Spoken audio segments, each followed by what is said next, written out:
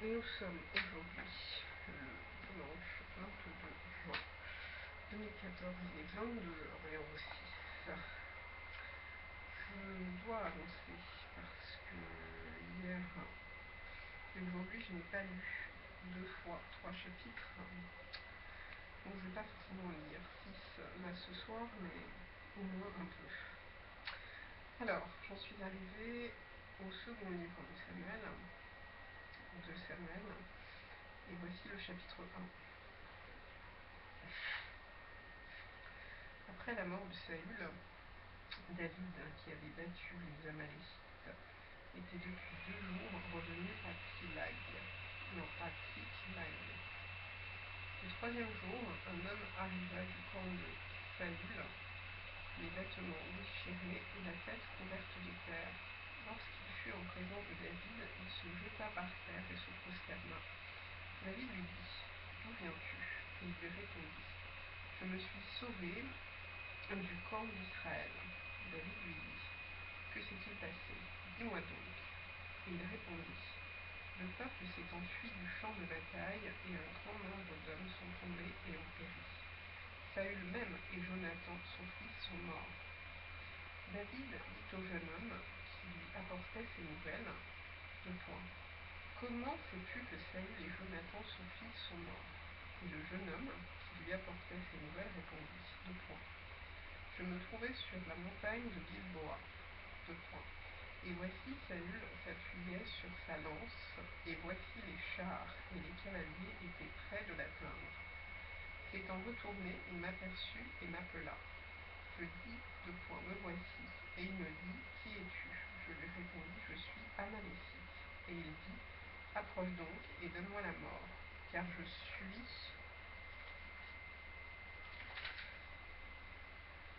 suis pris de vertige, quoique encore plein de vie. Je m'approchai de lui et je lui donnai la mort, sachant bien qu'il ne survivrait pas à sa défaite. J'ai enlevé le diadème qui était sur sa tête et le bracelet qu'il avait au bras, et je les apporte ici à mon Seigneur. » David saisit ses vêtements et les déchira, et tous les hommes qui étaient auprès de lui firent de même. Ils furent dans le deuil, pleurèrent et jeûnèrent jusqu'au soir à cause de Saül, de Jonathan son fils, du peuple de l'Éternel et de la maison d'Israël, parce qu'ils étaient tombés par l'épée. David dit au jeune homme qui lui avait apporté ces nouvelles : « D'où es-tu ? » Et il répondit : « Je suis le fils d'un étranger, un Amalécite. » David lui dit : « Comment n'as-tu pas craint de porter la main sur l'oint de l'Éternel et de lui donner la mort ? » Et David appela l'un de ses gens et dit : « Approche et tue-le. » Cet homme frappa l'Amalécite qui mourut. Et David lui dit : « Que ton sang retombe sur ta tête, car ta bouche a déposé contre toi, puisque tu as dit : J'ai donné la mort à l'oint de l'Éternel. » Voici le cantique funèbre que David composa sur Saül et sur Jonathan son fils, et qu'il ordonna d'enseigner aux enfants de Juda. C'est le cantique de l'arc. Il est écrit dans le livre du juste. L'élite d'Israël a succombé sur ces collines. Comment des héros sont-ils tombés ? Ne l'annoncez point dans Gath, n'en publiez point la nouvelle dans les rues d'Ascalon, de peur que les filles des Philistins ne se réjouissent, de peur que les filles des incirconcis ne triomphent. Montagne de Gilboa, qu'il n'y ait sur vous ni rosée, ni pluie, ni champ qui donne des prémices pour les offrandes, car là ont été jetés les boucliers des héros, le bouclier de Saül, l'huile a cessé de les oindre. Devant le sang des blessés, devant la graisse des plus vaillants, l'arc de Jonathan n'a jamais reculé, et l'épée de Saül ne retournait point à vide. Saül et Jonathan, aimables et chéris pendant leur vie, n'ont point été séparés dans leur mort. Ils étaient plus légers que les aigles, ils étaient plus forts que les lions. Filles d'Israël, pleurez sur Saül, qui vous revêtait magnifiquement de cramoisi, qui mettait des ornements d'or sur vos habits. Comment des héros sont-ils tombés au milieu du combat ? Comment Jonathan a-t-il succombé sur ces collines ? Je suis dans la douleur à cause de toi, Jonathan, mon frère. Tu faisais tout mon plaisir. Ton amour pour moi était admirable, au-dessus de l'amour des femmes. Comment des héros sont-ils tombés? Comment leurs armes se sont-elles perdues? Chapitre 2. Après cela, David consulta l'Éternel en disant: Monterai-je dans une des villes de Juda? L'Éternel lui répondit: Monte, David. Quoi? Monte. David dit: Où monterai-je? Et l'Éternel répondit: À Hébron. David y monta avec ses 2 femmes, Achinoam de Jizréel et Abigaïl de Carmel, femme de Nabal. David fit aussi monter les gens qui étaient auprès de lui, chacun avec sa maison, et ils habitèrent dans les villes d'Hébron. Les hommes de Juda vinrent, et là ils joignirent David pour roi sur la maison de Juda. On informa David que c'étaient les gens de Jabès en Galaad qui avaient enterré Saül. David envoya des messagers aux gens de Jabès en Galaad pour leur dire: Soyez bénis de l'Éternel. Je répète, soyez bénis de l'Éternel, puisque vous avez ainsi montré de la bienveillance envers Saül, votre maître, et que vous l'avez enterré. Et maintenant que l'Éternel use envers vous de bonté et de fidélité, moi aussi je vous ferai du bien, parce que vous avez agi de la sorte. Que vos mains se fortifient et soyez de vaillants hommes, car votre maître Saül est mort, et c'est moi que la maison de Juda a oint pour roi sur elle. Cependant, Abner, fils de Ner, chef de l'armée de Saül, prit Ish-Bosheth, fils de Saül, et le fit passer à Mahanaïm. Il l'établit roi sur Galaad, sur les Guéshuriens, sur Jizréel, sur Éphraïm, sur Benjamin, sur tout Israël.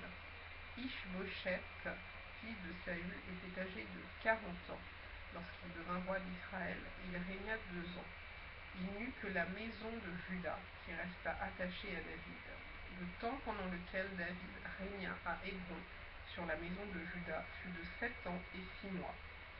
Abner, fils de Ner, et les gens L'Ish-Bosheth, fils de Saül, sortirent de Mahanaïm pour marcher sur Gabaon. Je relis. Abner, fils de Ner, et les gens L'Ish-Bosheth, fils de Saül, sortirent de Mahanaïm pour marcher sur Gabaon. Joab, fils de Tserouja, et les gens de David se mirent aussi en marche. Ils se rencontrèrent près de l'étang de Gabaon, et ils s'arrêtèrent les uns en deçà de l'étang et les autres de là. Abner dit à Joab: Que ces jeunes gens se lèvent et qu'ils se battent devant nous. Joab répondit: Qu'ils se lèvent. Ils se levèrent et s'avancèrent en nombre égal, 12 pour Benjamin et pour Ish-Bosheth, fils de Saül, et 12 des gens de David. Chacun saisissant son adversaire par la tête, lui enfonça son épée dans le flanc. Et ils tombèrent tous ensemble. Et l'on donna à ce lieu qui est près de Gabaon le nom de Helkath Hatsurim. Il y eut en ce jour un combat très rude dans lequel Abner et les hommes d'Israël furent battus par les gens de David. Là se trouvaient les 3 fils de Tserouja, Joab, Abishai et Azaël. Azaël avait les pieds légers comme une gazelle des champs. Il poursuivit Abner sans se détourner de lui pour aller à droite ou à gauche. Abner regarda derrière lui et dit: Est-ce toi, Azaël? Et il répondit: C'est moi. Abner lui dit: Tire à droite ou à gauche, saisis-toi de l'un de ces jeunes gens et prends sa dépouille. Mais Azaël ne voulut point se détourner de lui. Abner dit encore à Azaël: Détourne-toi de moi. Pourquoi te frapperais-je et t'abattrais-je en terre? Comment ensuite lèverais-je le visage devant ton frère Joab? Et Azaël refusa de se détourner. Sur quoi Abner le frappa au ventre avec l'extrémité inférieure de sa lance, et la lance sortit par derrière. Il tomba et mourut sur place. Tous ceux qui arrivaient au lieu où Azaël était tombé mort s'y arrêtaient. Joab et Abishai poursuivirent Abner et le soleil se couchait quand ils arrivèrent au coteau d'Ama, qui est en face de Viach, sur le chemin du désert de Gabaon. Les fils de Benjamin se rallièrent à la suite d'Abner et formèrent un corps, et suite d'Abner et formèrent un corps. Alors je reprends. Hop là. Les fils de Benjamin se rallièrent à la suite d'Abner et formèrent un corps, et ils s'arrêtèrent au sommet d'une colline. Abner appela Joab et dit: L'épée dévorera-t-elle toujours? Ne sais-tu pas qu'il y aura de l'amertume à la fin? Jusque-à quand tarderas-tu à dire au peuple de ne plus poursuivre ses frères? Joab répondit: Dieu est vivant. Si tu n'eusses parlé, le peuple n'aurait pas cessé avant le matin de poursuivre ses frères. Et Joab sonna de la trompette, et tout le peuple s'arrêta. Ils ne poursuivirent plus Israël, et ils ne continuèrent pas à se battre. Abner et ses gens marchèrent toute la nuit dans la plaine. Ils passèrent le Jourdain, traversèrent en entier le Bitron, et arrivèrent à Mahanaïm. Joab revint de la poursuite d'Abner, et rassembla tout le peuple. Il manquait 19 hommes des gens de David et Asaël. Mais les gens de David avaient frappé à mort 360 hommes parmi ceux de Benjamin et d'Abner. Ils emportèrent Asaël et l'enterrèrent dans le sépulcre de son père à Bethléem. Joab et ses gens marchèrent toute la nuit, et le jour paraissait quand ils furent à Hébron. Chapitre 3. La guerre dura longtemps entre la maison de Saül et la maison de David. David devenait de plus en plus fort, et la maison de Saül allait en s'affaiblissant. Il naquit à David des fils à Hébron. Son premier-né fut Amnon d'Achinoam de Gisréel. Le second, Kiléab d'Abigaïl de Carmel, femme de Nabal. Le troisième, Absalom, fils de Maaka, fille de Talmaï, roi de Géshur. Le quatrième, Adonijah, fils de Haggith. Le cinquième, Shephatia, fils d'Abital. Et le sixième, Jithréam d'Égla, femme de David. Ce sont là ceux qui naquirent à David à Hébron. Pendant la guerre entre la maison de Saül et la maison de David, Abner tint ferme pour la maison de Saül. Or Saül avait eu une concubine nommée Ritzpa, fille d'Aja. Et Ish-Boshet dit à Abner: Pourquoi es-tu venu vers la concubine de mon père? Abner fut très irrité des paroles d'Ish-Boshet, et il répondit: Suis-je une tête de chien qui tienne pour Juda? Je fais aujourd'hui preuve de bienveillance envers la maison de Saül ton père, envers ses frères et ses amis. Je ne t'ai pas livré entre les mains de David, et c'est aujourd'hui que tu me reproches une faute avec cette femme. Que Dieu traite Abner dans toute sa rigueur, si je n'agis pas avec David selon ce que l'Éternel a juré à David en disant qu'il ferait passer la royauté de la maison de Saül dans la sienne, et qu'il établirait le trône de David sur Israël et sur Juda, depuis Dan jusqu'à Beersheba. Ish-Boshet n'osa pas répliquer un seul mot à Abner, parce qu'il le craignait. Abner envoya des messagers à David pour lui dire de sa part, à qui est le pays? Fais alliance avec moi, et voici ma main t'aidera pour tourner vers toi tout Israël. Il répondit: Bien, je ferai alliance avec toi, mais je te demande une chose, c'est que tu ne vois point ma face, à moins que tu n'amènes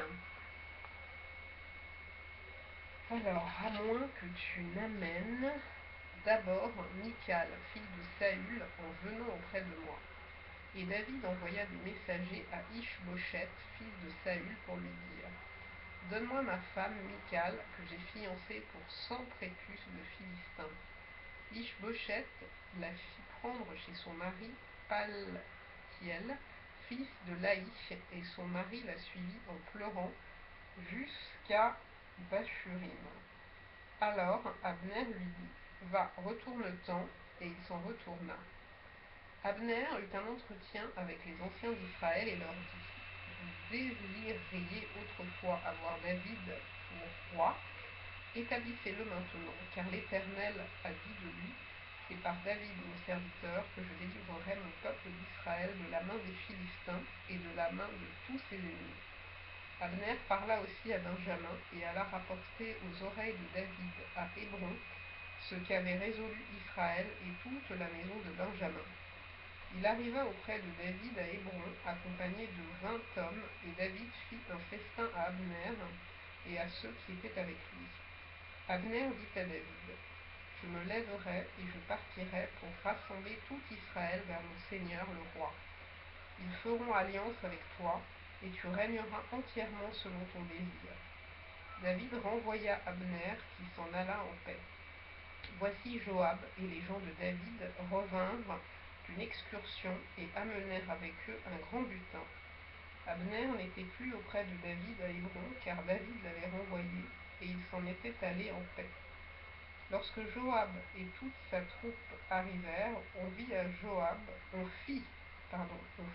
Joab ce rapport: Abner, fils de Ner, est venu auprès du roi, qui l'a renvoyé, et il s'en est allé en paix. Joab se rendit chez le roi et dit: Qu'as-tu fait? Voici Abner est venu vers toi. Pourquoi l'as-tu renvoyé et laissé partir? Tu connais Abner, fils de Ner. C'est pour te tromper qu'il est venu, pour épier tes démarches et pour savoir tout ce que tu fais. Et Joab, après avoir quitté David, envoya sur les traces d'Abner des messagers qui le ramenèrent depuis la citerne de Sira. David n'en savait rien. Lorsqu'Abner fut de retour à Hébron, Joab le tira à l'écart au milieu de la porte, comme pour lui parler en secret, et là il le frappa au ventre et le tua pour venger la mort d'Asaël son frère. David l'apprit ensuite et il dit: Je suis à jamais innocent devant l'Éternel du sang d'Abner, fils de Ner, et mon royaume l'est aussi. Que ce sang retombe sur Joab et sur toute la maison de son père. Qu'il y ait toujours quelqu'un dans la maison de Joab qui soit atteint d'un flux ou de la lèpre, ou qui s'appuie sur un bâton, ou qui tombe par l'épée, ou qui manque de pain. Ainsi Joab et Abishai son frère tuèrent Abner parce qu'il avait donné la mort à Asaël leur frère à Gabaon dans la bataille. David dit à Joab et à tout le peuple qui était avec lui: Déchirez vos vêtements, ceignez-vous de sacs et pleurez devant Abner. Et le roi David marcha derrière le cercueil. On enterra Abner à Hébron. Le roi éleva la voix et pleura sur le sépulcre d'Abner, et tout le peuple pleura. Le roi fit une complainte sur Abner et dit: Abner devait-il mourir comme meurt un criminel? Tu n'avais ni les mains liées, ni les pieds dans les chaînes. Tu es tombé comme on tombe devant des méchants. Et tout le peuple pleura de nouveau sur Abner. Tout le peuple s'approcha de David pour lui faire prendre quelque nourriture pendant qu'il était encore jour. Mais David jura en disant: Que Dieu me traite dans toute sa rigueur si je goûte du pain ou quoi que ce soit avant le coucher du soleil. Cela fut connu et approuvé de tout le peuple, qui trouva bon tout ce qu'avait fait le roi. Tout le peuple et tout Israël comprirent en ce jour que ce n'était pas par ordre du roi qu'Abner, fils de Ner, avait été tué. Le roi dit à ses serviteurs: Ne savez-vous pas qu'un grand homme est tombé aujourd'hui en Israël? Je suis encore faible, quoique j'ai reçu l'onction royale, et ces gens, les fils Séouja, sont trop puissants pour moi. Que l'Éternel rende selon sa méchanceté à celui qui fait le mal. Chapitre 4. Lorsque le fils de Saül apprit qu'Abner était mort à Hébron, ses mains restèrent sans force, et tout Israël fut dans l'épouvante. Le fils de Saül avait 2 chefs de bande, dont l'un s'appelait Baana et l'autre Récab. Ils étaient fils de Rimon de Béhéroth, d'entre les fils de Benjamin, car Béhéroth était regardé comme faisant partie de Benjamin, et les Béhérothiens s'étaient enfuis à Gitaïm, où ils ont habité jusqu'à...